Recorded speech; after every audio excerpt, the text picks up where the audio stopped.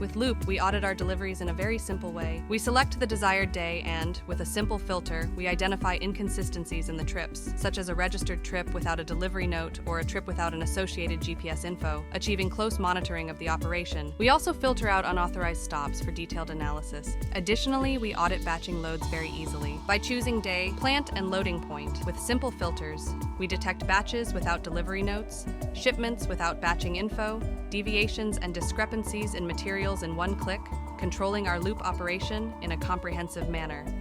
At Loop, we audit loads in a simple and objective way. Just select the load audit screen, choose the day, and voila, here it is. We have a general summary of deliveries, batch loads, a brief comparison of the volume of deliveries and volume of batch loads. We also have filters that show us loads without deliveries, deliveries without load, large volume differences, deviations, missing materials, and surplus materials.